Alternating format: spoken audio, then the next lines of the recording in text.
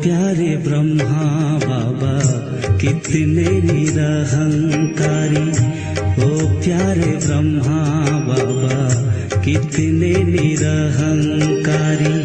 कितनों का भाग्य जगाया त्याग तप ने तुम्हारी, कितनों का भाग्य जगाया त्याग तप ने तुम्हारी। भूल नहीं पाएंगे पालना साकार की, भूल नहीं पाएंगे पालना साकार की। आज भी भर रहे हैं झोली तेरे प्यार की, ओ प्यारे ब्रह्मा बाबा कितने निरहंकारी। ओ प्यारे ब्रह्मा बाबा कितने निरहंकारी।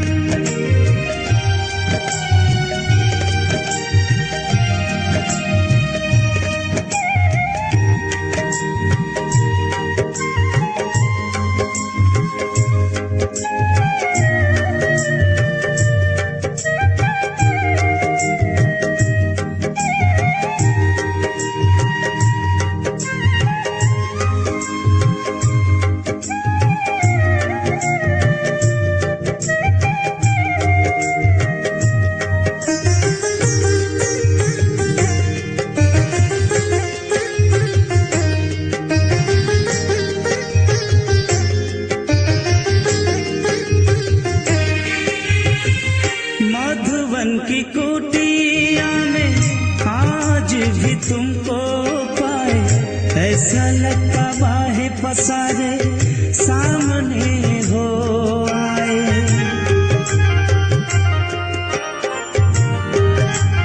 हो भागीरथ वन बाबा ज्ञान गंगा बहाया, अपने ही कर्मों द्वारा जग को स्वर्ग बनाया।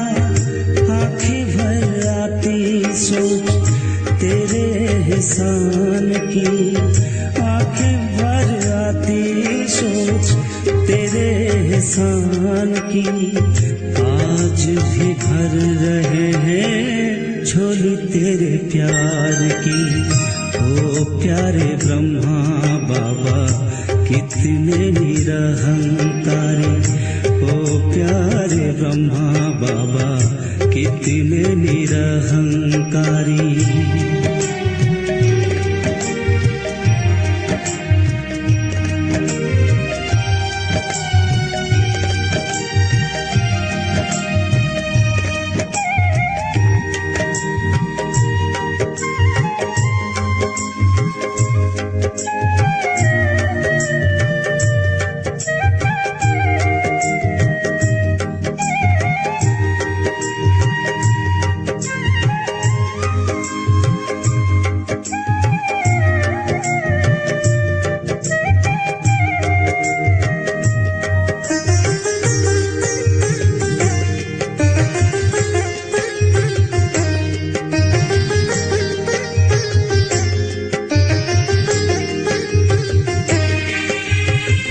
निर्विकारी निराकारी वानो निरहंकारी, दिए वरदान बाबा शिक्षाएं तुम्हारी।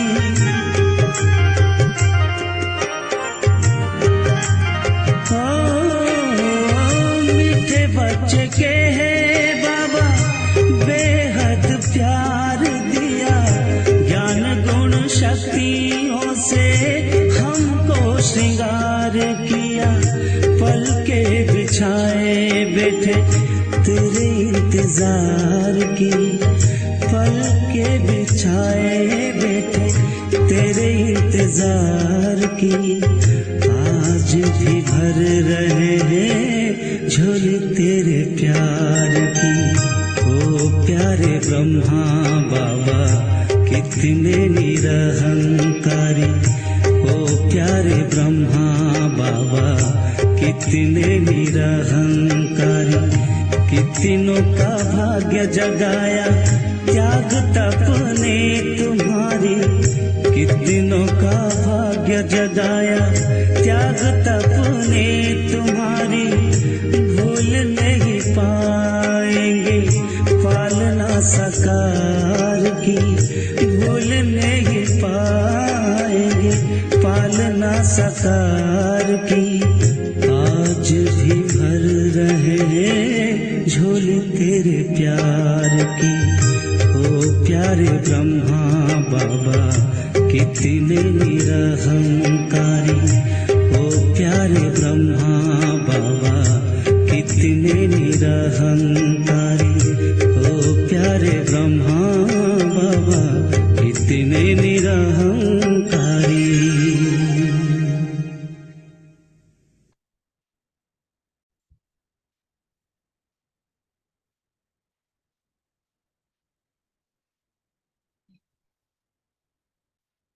ओम शांति। आज बाबा एक बात कह रही है, आत्मा की प्रैक्टिस करो, बार बार आत्माभिमानी बनने की प्रैक्टिस, जिससे हमारे व्यर्थ और विकारी ख्यालात खत्म हो जाएंगे। फिर बाबा ने कहा, जो सर्विसेबल है, जो कर्मातीत बनने का पुरुषार्थ करते हैं, बाबा को वैसे बच्चे बहुत प्रिय है। और बाबा और एक बात कहता है, आज घड़ी घड़ी बाबा ने ये बात, आत्माभिमानी की दृष्टि पक्की करो। कोई भी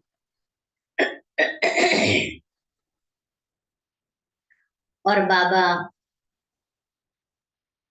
सर्विस के लिए भी कहते हैं कि सभी को बाप का संदेश दो।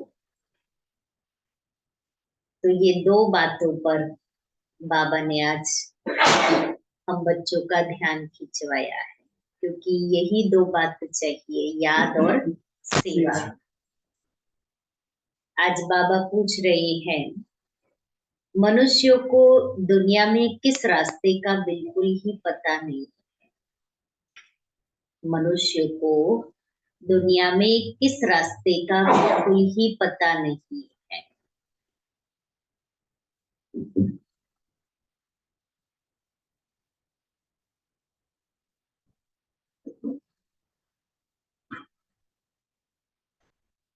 उत्तर है, बाप से मिलने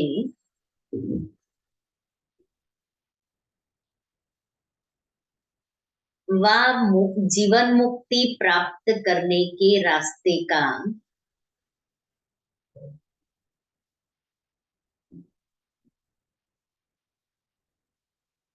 किसको भी पता नहीं है।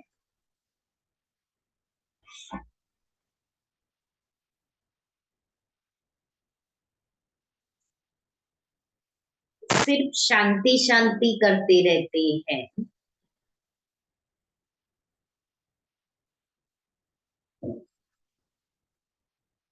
कॉन्फ्रेंस करते रहते,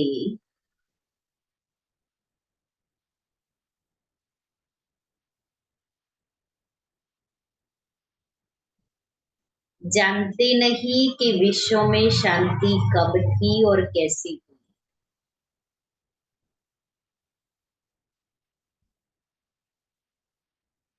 शांति कौन थी, कैसे हुई।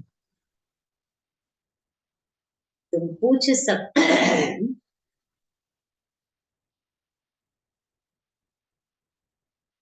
कि आपने विश्व में शांति देखी है?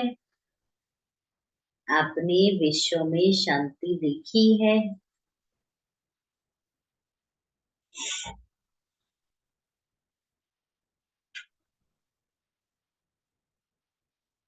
शांति कैसे होती है?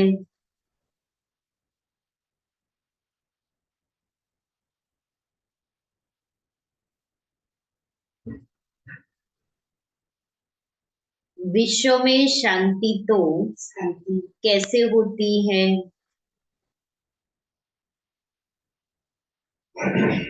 विश्व में शांति तो बाप द्वारा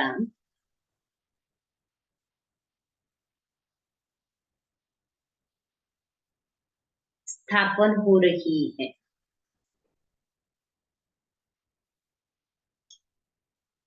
तुम आकर समझो।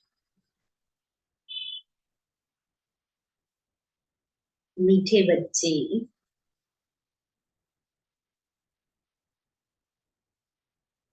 आत्मा अभिमानी बनने की प्रैक्टिस करो।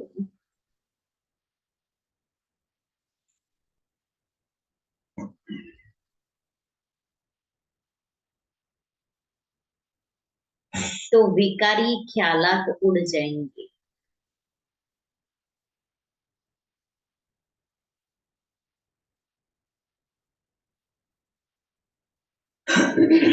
बाप की याद रहेगी।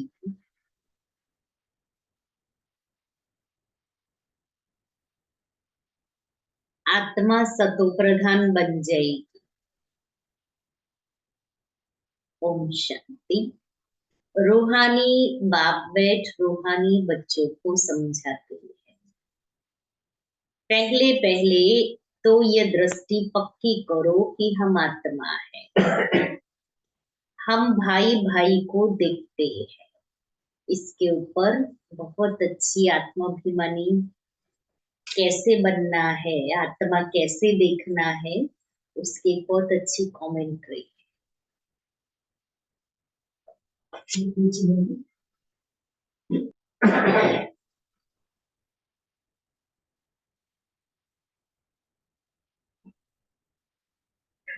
जैसे बाप कहते हैं मैं बच्चों आत्माओं को ही देखता हूँ।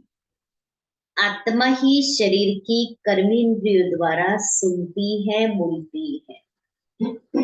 आत्मा का तख्त है भ्रुकुटी।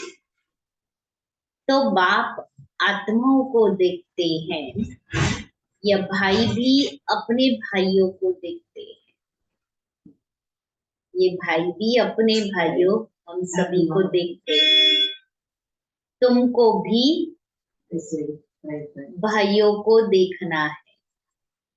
पहले यह दृष्टि पक्की चाहिए। 14 साल की तपस्या में बाबा ने यही दृष्टि पक्की कराई। तो दादी रतन मोहिनी जी एक बार सुनाते थे कि हम इतनी प्रैक्टिस करते थे कि बाथरूम में कोई स्नान कर रहा है तो कहा कब निकलेंगे, तो कहते थे शरीर छूटेगा तब। कौन गया कौन आया? आत्मा। तो इतनी आत्माभिमानी बनने की वो प्रैक्टिस करते थे। एक बार एक जिज्ञासु नया कोर्स कर रहा था। ये कुंज दादी के अनुभव की बात है। तो वो जो भाई था उसने कहा मैं नहीं समझता हूँ कि मैं आत्मा हूँ, आप मुझे आत्मा का अनुभव कराओ।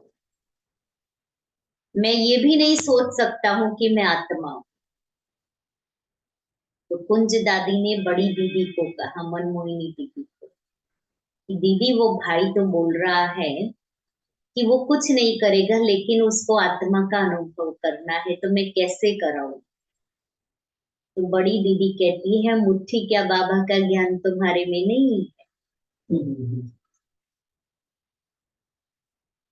तो बड़ी दीदी ने तो कहा तुम जाओ बाबा का ज्ञान सुनाओ आत्मा का। अब कुंज दादी उसको आत्मा की कमेंट्री, आज हम कमेंट्री कहते हैं उसको, लेकिन दादी ने सुनाना शुरू किया। तुम आत्मा हो, तुम ये शरीर नहीं हो, ये शरीर तो पुराना है, इस शरीर से अलग आत्मा है, आत्मा परम धाम की निवासी है, ऐसे बोलना शुरू कर दिया। और सच में वो तो आत्मा, उस भाई ने स्वयं को आत्मा अनुभव करने लगी। तो कुंज दादी उनको देख रही है, फिर दौड़ के अंदर गई, बड़ी दीदी को बोलती है कि दीदी वो भाई आत्मा बन गया।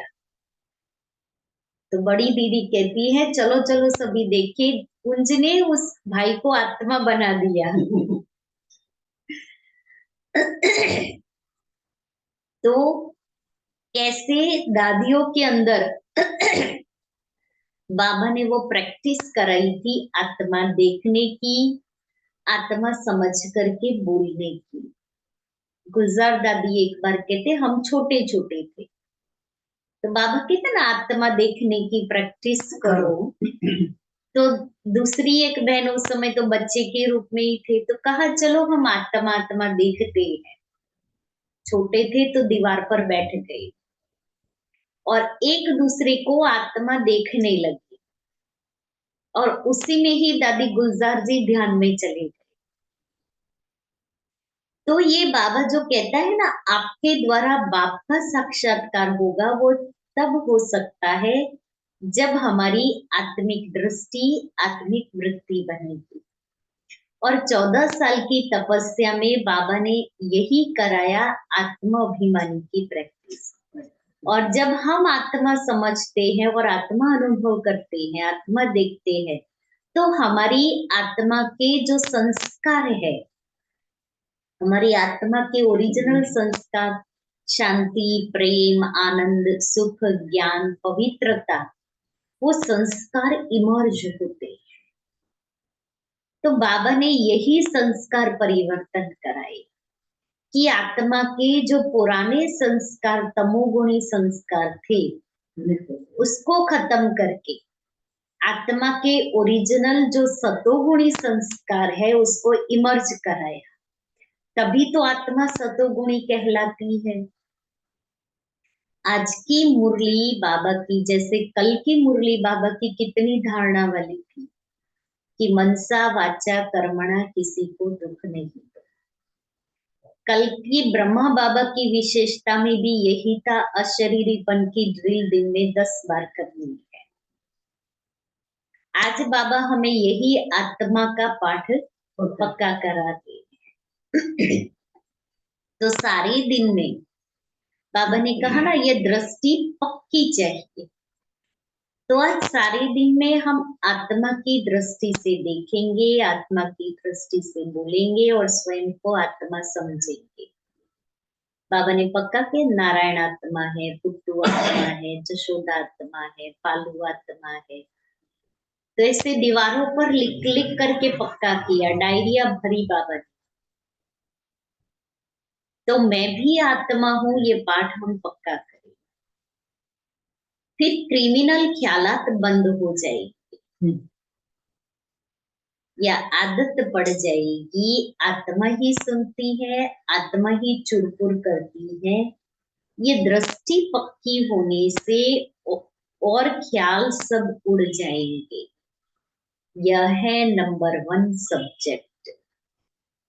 इसमें दैवी गुण भी ऑटोमेटिकली धारण होते रहेंगे।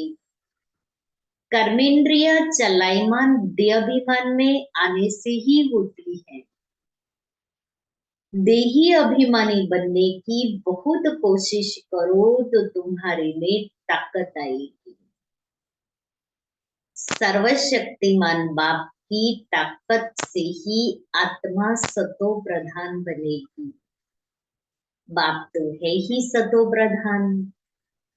तो पहले पहले ये दृष्टि पक्की हो, तब समझे कि हम आत्मा अभिमानी है।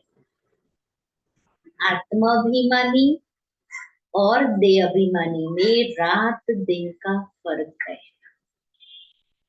हम आत्माओं को अब वापिस घर जाना है। आत्माभिमानी बनने से ही हम पवित्र सतो प्रधान बनेंगे। यह प्रैक्टिस करने से विकारी ख्यालात उड़ जाएंगे। मनुष्य कहते हैं धरती के सितारे, बरोबर हम आत्मा सितारा है। यह शरीर मिला है कर्म करने के लिए।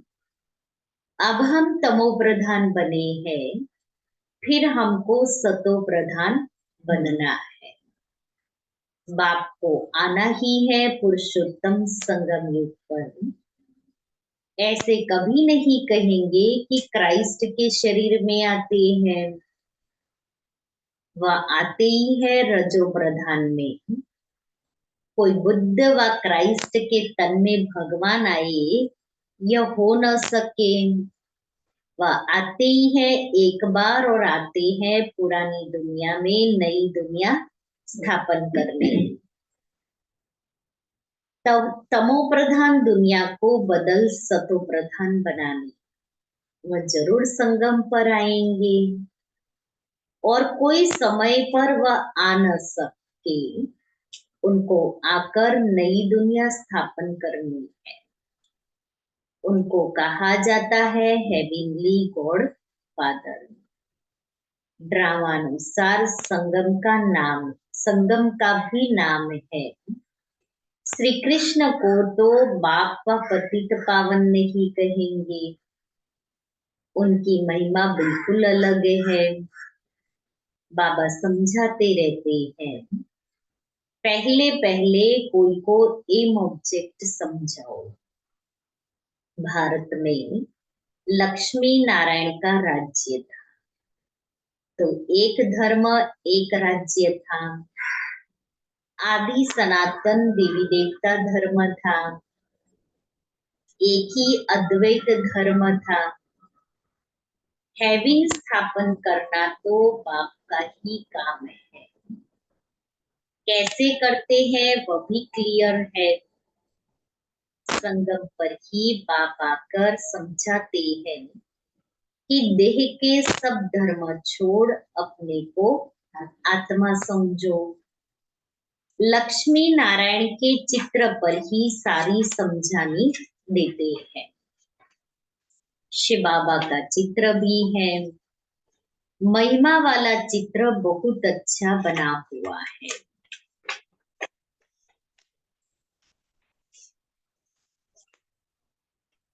ये है ही नर से नारायण बनने की सत्य कथा।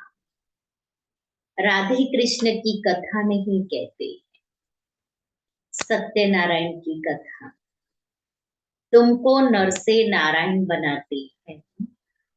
पहले तो छोटा बच्चा होगा, छोटे बच्चे को नर नहीं कहेंगे। नर नारायण नारी लक्ष्मी कहा जाता है। तुम बच्चों को इस चित्र पर ही समझाना है। सन्यासी तो आदि सनातन देवी देवता धर्म की स्थापना कर न सके। शंकराचार्य तो आते ही है रजो प्रधान के समय, वह राजयोग सिखा न सके। बाप आते हैं संगम पर, कहते हैं बहुत जन्मों के अंत के भी अंत में मैं प्रवेश करता। ऊपर त्रिमूर्ति भी है, ब्रह्मा योग में बैठा है। शंकर की तो बात ही अलग है, बैल पर सवारी हो न सके। बाप को तो यहाँ आकर समझाना है, विनाश भी यहाँ ही होता है। लोग कहते हैं विश्व में शांति हो, वह तो होने वाली है तब बुद्धि में आता है। चित्रों पर तुम अच्छी तरह समझा सकते हो। जो शिव की व देवताओं की भक्ति करते हैं उनको समझाना है, वह जट मानेंगे। बाकी नेचर व साइंस आदि को मानने वालों की बुद्धि में बैठेगा ही नहीं। दूसरे धर्म वालों की भी बुद्धि में नहीं आएगा। जो कन्वर्ट हुए होंगे वही निकल आएंगे, उनकी क्या फिक्रात करनी है। देवता धर्म वाले व बहुत भक्ति करने वाले अपने धर्म में बहुत पक्के होंगे, तो देवताओं के पुजारियों को समझाओ। बड़े आदमी कभी आएंगे नहीं। समझो बिरला है, इतने मंदिर बनाते हैं, उनके पास ज्ञान सुनने की फुर्सत ही कहाँ है। सारा दिन बुद्धि धंधे में लगी रहती है। पैसे बहुत मिलते हैं तो समझते हैं मंदिर बनाने से धन मिलता है। यह देवताओं की कृपा है। तुम्हारे पास कोई आए तो लक्ष्मी नारायण का चित्र उन्हें दिखाओ, बोलो तुम विश्व में शांति चाहते हो तो विश्व में शांति का राज्य इस दुनिया में फलानी तारीख से फलानी तारीख तक सूर्यवंशी राजधानी में बहुत शांति थी, फिर 2 कला कम हो जाती। इस चित्र पर ही सारा मदार है। अब तुम विश्व में शांति चाहते हो, कहाँ चलेंगे? घर को तो जानते ही नहीं। हम आत्मा शांत स्वरूप है, मूल वतन में रहते हैं, वही शांति धाम है, वह इस दुनिया में नहीं। उनको कहा जाता है निराकारी दुनिया, बाकी विश्व इसको ही कहा जाता है। विश्व में शांति नई दुनिया में होगी। विश्व के मालिक यह बैठे हैं। गरीब इन बातों को अच्छी रीति समझाते हैं। ओ सॉरी, गरीब इन बातों को अच्छी रीति समझते हैं।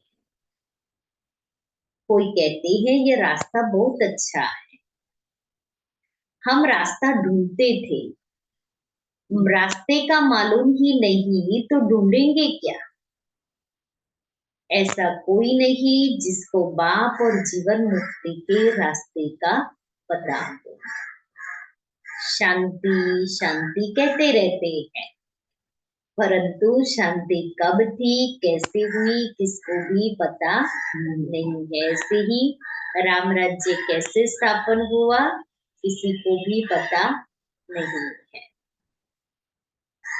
कितनी कॉन्फ्रेंस आदि करते रहते हैं।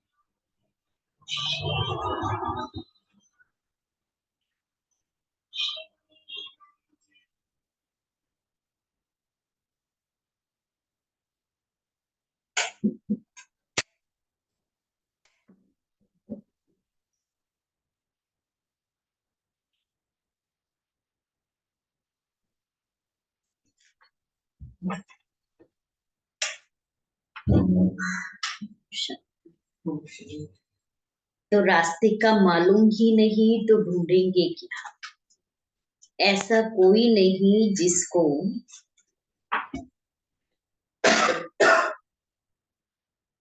तो शांति शांति कहते रहते हैं, परंतु शांति कब थी, कैसे हुई, किसको भी पता नहीं। कितनी कॉन्फ्रेंस शादी करते हैं, उनसे पूछना चाहिए तुमने कभी विश्व में शांति देखी है कि विश्व में शांति कैसे होती है? तुम प्रजा आपस में क्यों मूंझते हो, कॉन्फ्रेंस करते रहते हो, जवाब कहाँ से मिलता नहीं है। विश्व में शांति तो अब बाप द्वारा स्थापन हो रही है। तुम कहते हो क्राइस्ट से 3000 वर्ष पहले हेवन था, तो वहां ही शांति थी। अगर वहां भी अशांति होती तो बाकी शांति कहाँ से मिलेगी? अच्छी तरह से समझाना। इस समय तो तुमको इतना समय बात करने नहीं देते, क्योंकि अभी उनके सुनने का समय नहीं आया। सुनने का भी सौभाग्य चाहिए। तुम पद्मा पदम भाग्यशाली बच्चे ही बाप से सुनने के हकदार बनते हो। बाप बिगर और कोई सुना न सके। बाप तुम बच्चों को ही सुनाते हैं। ये है ही रावण राज्य, तो यहाँ शांति कैसे हो सकती है? रावण राज्य में सब पतित है, पुकारते भी हैं कि हमको पावन बनाओ। पावन दुनिया तो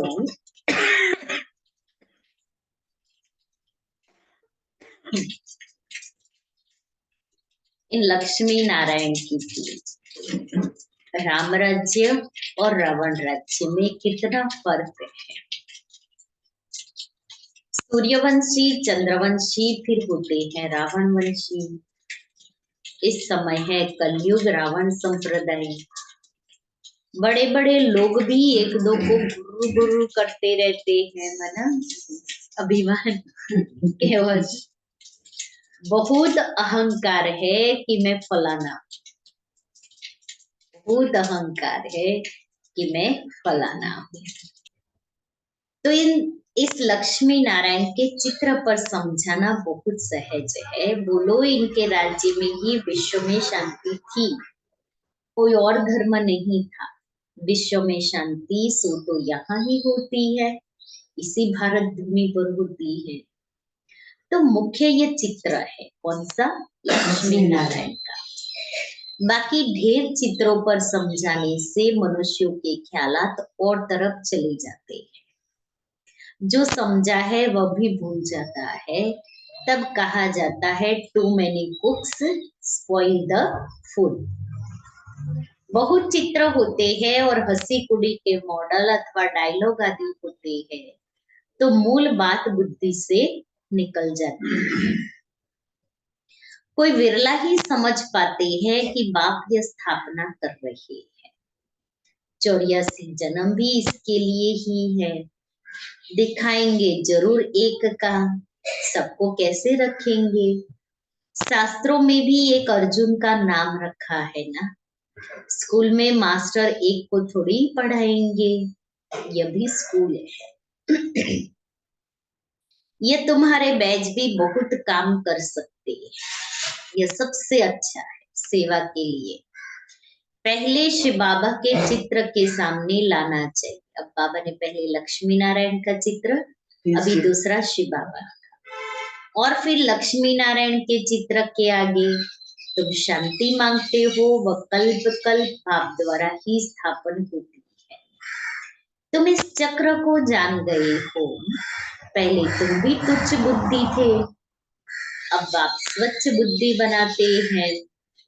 लिखना चाहिए, सिवाय परमपिता परमात्मा के कोई की किसकी सद्गति कर नहीं सकते, विश्व में शांति कर नहीं सकते, बाप ही सब कुछ कर रहे हैं। याद भी उनको ही करते हैं। मुख्य चित्र ये दोनों है।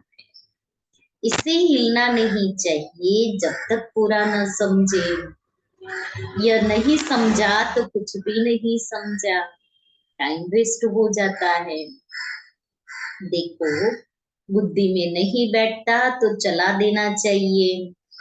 इसमें समझाने वाले बहुत अच्छे चाहिए। अगर माता हो तो बहुत अच्छा, इसमें कोई नाराज नहीं होगा। यह तो सब जानते हैं कि कौन कौन समझाने में तीखे है। मोहिनी है, मनोहर है, गीता है, यह अच्छे अच्छे बच्चे जो समझाने में होशियार है। मोहिनी बहन, फिर मनोहर दादी, नीली बाबा ने कौन से लिखे। तो पहले ये लक्ष्मी नारायण के चित्र पर एकदम पक्का कराना चाहिए। बोलो, इन बातों को अच्छी रीति समझो, तब शांति की दुनिया में जा सकेंगे। मुक्ति, जीवन मुक्ति दोनों ही मिल जाएगी। मुक्ति में तो सब जाएंगे, फिर आएंगे नंबरवार पार्ट बजाने। समझाना भी भक्के से है। भक्के से माना बड़े उमंग उत्साह से समझाना है। नंबर 1 ये चित्र है, विश्व में शांति के मालिक यही थे। यह बातें समझदार की बुद्धि में बैठती हैं। भल अच्छा अच्छा कहते हैं, पाँव में गिरते हैं, परंतु बाप को थोड़ी ही जाना है। उनको भी माया छोड़ती नहीं है। बाप जो इतना ऊंचा बनाते हैं, उनको तो कितना याद करना चाहिए। इसलिए बाप कहते हैं, मुझे याद करो तो तुम्हारे पाप कट जाएंगे, सतो प्रधान बन जाएंगे। यहाँ अंदर आने से खुशी में रोमांच खड़े हो जाने चाहिए। मैं यह बनता हूँ, मैं अंदर आता हूँ हिस्ट्री हॉल में और इन लक्ष्मी नारायण को देखता हूँ। तो आप सभी ने देखा होगा, हिस्ट्री हॉल में दरवाजे के पास एक लक्ष्मी नारायण का ट्रांसलाइट है, जिसमें लक्ष्मी नारायण, त्रिमूर्ति और राधे कृष्ण, ये तीनों उसी ट्रांसलाइट में है। तो बाबा अपना अनुभव सुनाते हैं, ब्रह्मा बाबा, कि मैं यह बनता हूँ। मना जब बाबा हिस्ट्री हॉल में प्रवेश करते हैं और उस चित्र को देखते हैं, तो बाबा को स्मृति आती है कि हम ये लक्ष्मी नारायण बनेंगे। बाबा को बहुत नशा था। बाबा कहता था, कल जाके मैं ये विष्णु बनूंगा। विष्णु मना कृष्ण। तो इन्हें देखकर बड़ा खुश होता हूँ। ओहो, बाबा हमको ये बनाते हैं। वाह बाबा वाह। लौकिक घर में किसका बाप बड़े मर्तबे पर होता है तो बच्चों को खुशी होती है, मेरा बाप वजीर है। तुमको कितनी खुशी होनी चाहिए कि बाप हमको यह बनाते हैं लक्ष्मी नारायण। परंतु माया भुला देती है, बड़ा सामना करती है। तुम बच्चों को बहुत खुशी होनी चाहिए, दैवी गुण भी धारण करने चाहिए।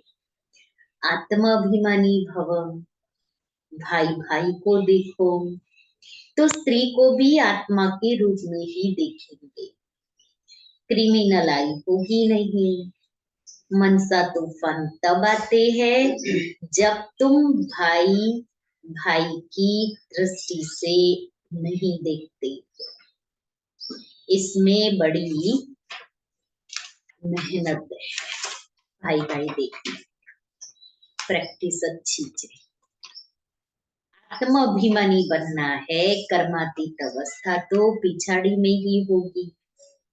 सर्विस करने वाले बच्चे ही बाप की दिल पर चढ़ सकते हैं, भल देरी से आते हैं।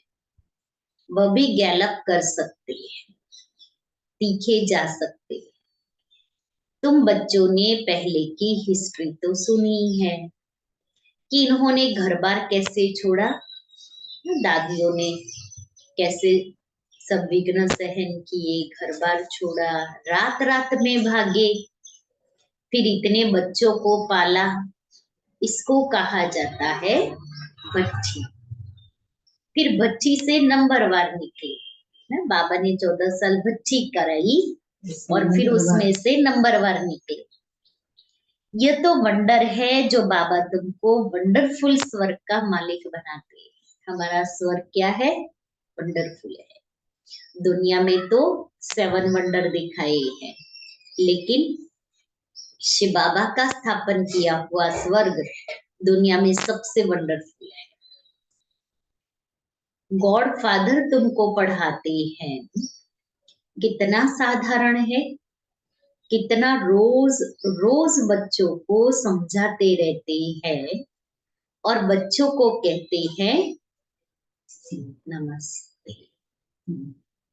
बच्चे तुम मेरे से भी ऊंचे हो, तुम ही कंगाल से डबल सिरताज विश्व के मालिक बनते हो। तो बाप बड़ी रुचि से आते हैं, अनगिनत बार आए होंगे। आज तुम मुझ राम से राज्य लेते हो, फिर रावण से तुम राज्य हराते हो। ये खेल है। कौन सा खेल? हार और जीत का खेल। अच्छा, नीचे नीचे लकी सितारों प्रति माता पिता बाप दादा का याद प्यार और गुड मॉर्निंग। रूहानी बाप की रूहानी बच्चों को नमस्ते। हम रूहानी बच्चों की रूहानी बाप दादा को याद प्यार, गुड मॉर्निंग और नमस्ते। धारणा के लिए मुख्य सार। आत्मा को सतो प्रधान बनाने के लिए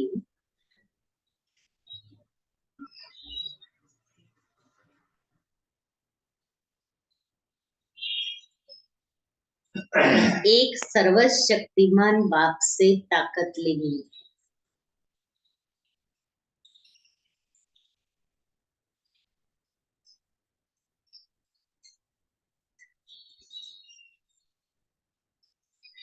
देही अभिमानी बनने का पुरुषार्थ करो।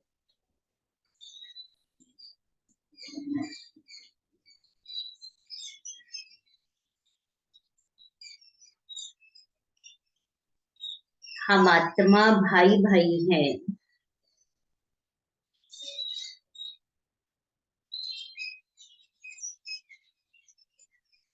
यह प्रैक्टिस निरंतर करते रहो।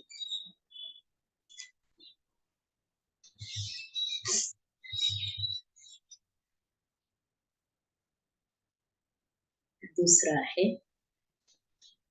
बाप और लक्ष्य के चित्र पर। लक्ष्य का चित्र कौन सा? लक्ष्मी नारायण। बाप और लक्ष्य के चित्र पर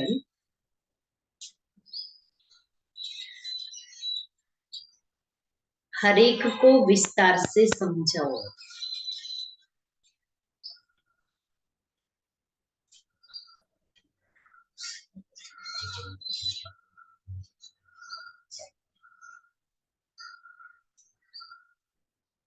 बाकी बातों में टाइम वेस्ट मत करो।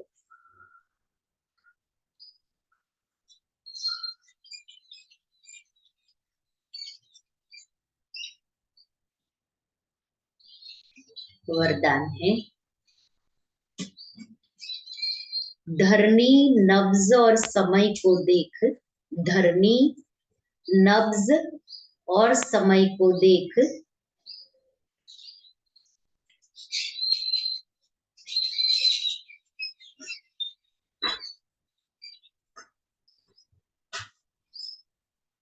सत्य ज्ञान को प्रत्यक्ष करने वाले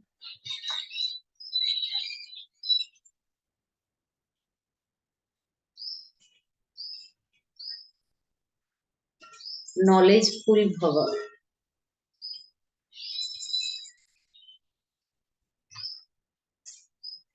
बाप का ये नया ज्ञान सत्य ज्ञान, इस नए ज्ञान से ही नई दुनिया स्थापन होती है। यह अथॉरिटी और नशा स्वरूप में इमर्ज हो, लेकिन इसका अर्थ यह नहीं कि आते ही किसी को नए ज्ञान की नई बातें सुनाकर मूंझा दो। धरनी, नब्ज और समय सब देख करके ज्ञान देना यह नॉलेजफुल की निशानी है। कोई नया है और उसको कहो कि आपको पवित्र रहना है, बाहर का नहीं खाना है, तो बेचारा मूंझ जाएगा। आप फरिश्ता हो, आप आत्मा हो, फरिश्ता का तो मालूम होगा, लेकिन आत्मा का नहीं। फरिश्ता भी ये शब्द हमारे लिए है, लोगों को पता ही नहीं है फरिश्ता क्या है, आत्मा क्या है, परमात्मा क्या है, कुछ भी पता नहीं है। इसलिए पहली बार उस कोई भी व्यक्ति से मिलते हैं, आत्मा को तो इन लोगों को पता, बोलते तो है आत्मा है, हाँ, पता नहीं है। हाँ, एग्जाम्पल कि आत्मा क्या होती है और आत्मा का अनुभव कैसे करना है वो पता नहीं होता। आत्मा को कोई शादी जोड़ी तो बताएंगे आत्मा से, आत्मा अविनाशी से, ये दो लोगों को ध्यान से काले पूछो तो दीदी पूछो तो तरत आत्मा नु कीधुं पण एनु પોતાને આત્મા સમજવો, પેલાને આત્મા સમજવો એ જ ના। तो बाबा कहता है कि धरनी, नब्ज और समय देख करके, सब देख करके ज्ञान देना यह नॉलेजफुल की निशानी है। आत्मा की इच्छा देखो, नब्ज देखो, धरनी बनाओ, लेकिन अंदर सत्यता के, निर्भयता की शक्ति जरूर हो, तब सत्य ज्ञान को प्रत्यक्ष कर सकेंगे। स्लोगन है, मेरा कहना माना,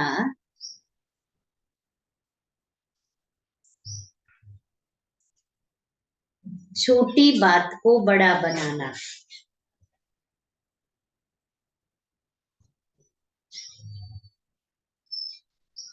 तेरा कहना माना,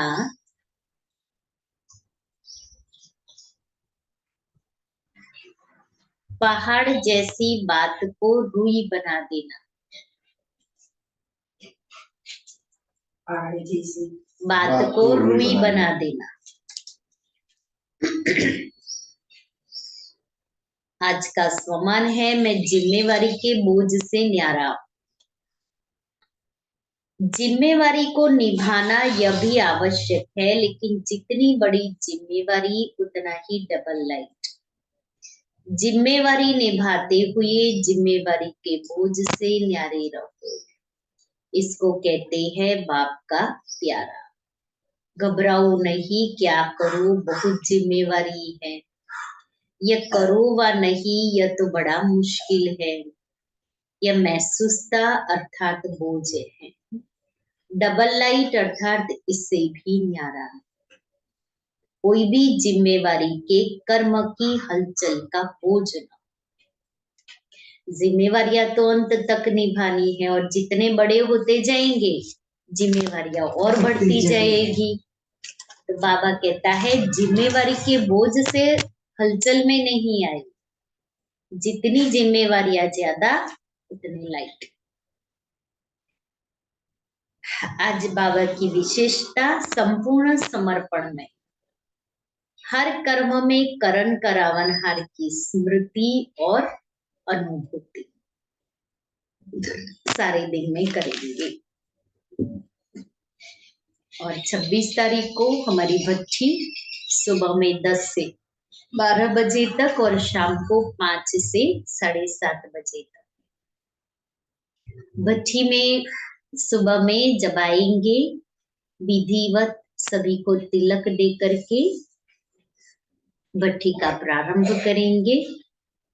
और सभी अपने मोबाइल, अपने पर्स, सब कुछ क्लासरूम में ही छोड़ करके, रख करके फिर बाबा के कमरे में बैठेंगे, सुबह में और शाम को, दोनों ही टाइम। कोई भी प्रकार का आप अपना फोन साइलेंट करके यहाँ रख देंगे तो तपस्या करेंगे 4.5 घंटे की, सुबह में 2 घंटा और शाम को 2.5 घंटा। और आज बाबा ने क्या कहा? आत्मा का पाठ पक्का करना है। अभिमानी में रात दिन का 5 થી 7:30। यादों में तेरे सुख ही सुख पाए, सागर तुम ही हो प्रेम के बाबा, तेरे लहरों में लहराए, तेरे लहरों में लहराए। ओ मीठे बाबा, यादों में तेरे सुख ही सुख पाए, सागर तुम ही हो प्रेम के बाबा, तेरे लहरों में लहराए, तेरे लहरों में लहराए।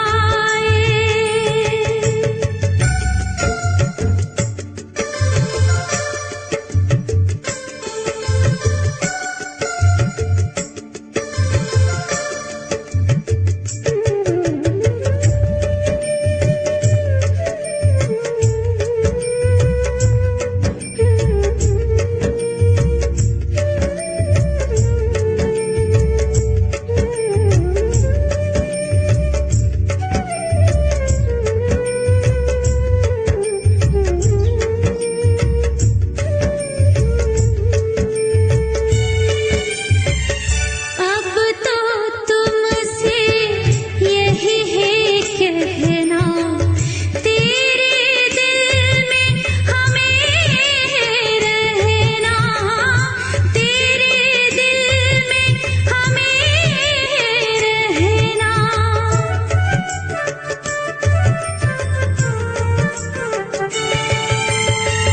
तेरे गुणों से सज कर बाबा, संग संग तुम्हारे सदा है चलना, संग संग तुम्हारे सदा है चलना।